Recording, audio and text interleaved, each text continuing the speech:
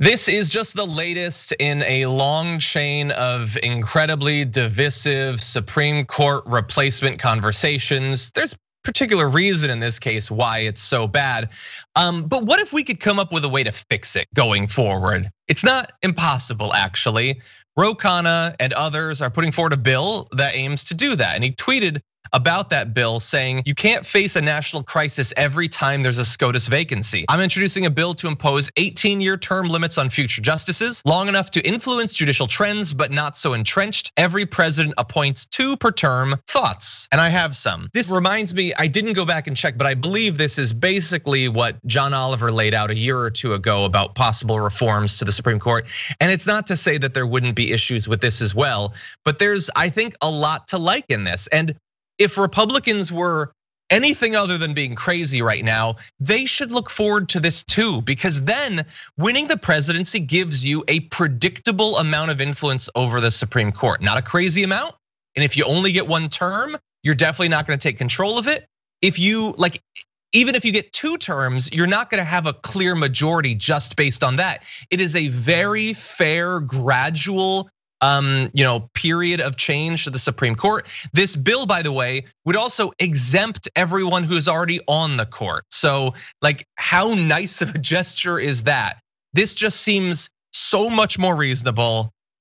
I doubt that many Republicans are gonna go for it regardless, but Brett, what do you think?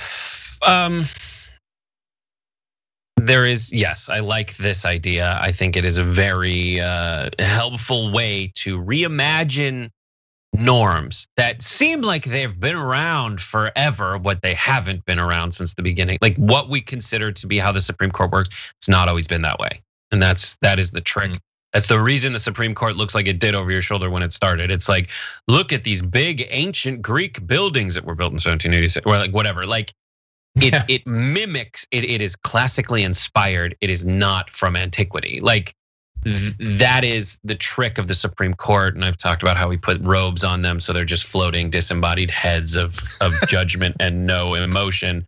But this gives us the opportunity to re-examine those things and do something that I think is a theme everyone can get behind, which is asking, is America living up to the promises it's written in its documents? It's made promises. We all know it didn't live up to those promises. Like there was slavery when they said, all men are created equal. That is a promise they made that they didn't keep.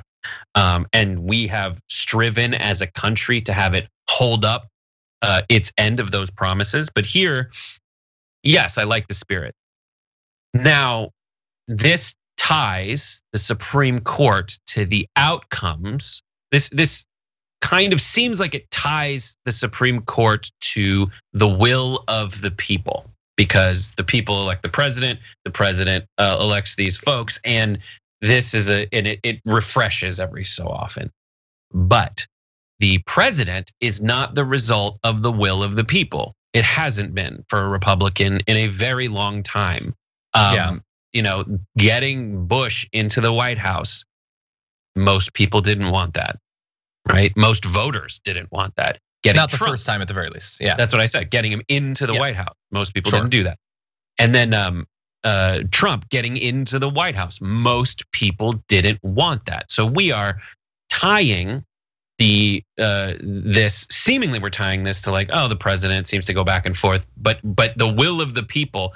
I mean, that's where it's weird. That's where it gets weird. So yes, I like this exercise, and I mean, it just came out for me, anyways. I didn't see the John Oliver thing, and I've been reading through it. I like that everyone gets 2, and that circumvents this whole court packing thing. Well, and I would tie it even more explicitly to that. I think, and it's apparently not up to me. We need more dragons for it to be up to me. The going strategy should be, we're going to do this reform, or we're going to pack the court however much we want, among other things, by the way. You think this is radical? No, we're going to show you radical. You can have this, which is reasonable and doesn't even fundamentally change the situation, sort of on average. It's already basically that you get this 4-year period, you maybe get 1, you maybe get 2 or whatever, but it stops you from salivating over the prospect of an elderly judge dying. That would be nice. And I'm sure there could be provisions for if someone were to preemptively retire or to pass, that would take one of your 2 slots or something like that. You could work all of this out, or we're going to actually make the court representative of the country, which it is not and has not been maybe ever. So you get one of those 2 options. That's what we should do. Ro Khanna is coming out with a very reasonable version of this.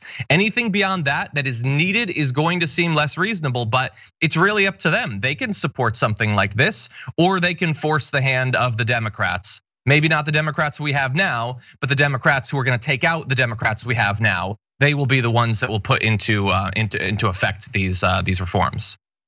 Yeah, and it's just so weird to be in America and say like, you get to do this position for life. It is, and it's not normal, by the way. Someone in the chat said, I think it might have been Alyssa, said that in Germany the terms of office are 12 years. It's just not the norm. In constitutions written in the last 200 years or so, no, generally you don't give people lifetime appointments. It is perfectly reasonable. And by the way, constitutionally, Ro Khanna's bill involves they are retired from the Supreme Court at the end of that period, and then they go back to other courts. They're still having a lifetime appointment, just not on the most important body. And so this is 100% reasonable. I want to have Ro Khanna on to talk about it. It needs to happen at the very least. Something needs to happen. This is the ground floor from my point of view. For more political news, breakdowns, interviews, stories of activism, and me trying my hardest to care about the occasional big celebrity news story, subscribe to our YouTube channel at youtube.com/The Damage Report. And you can ring the bell wherever it is so you don't miss anything.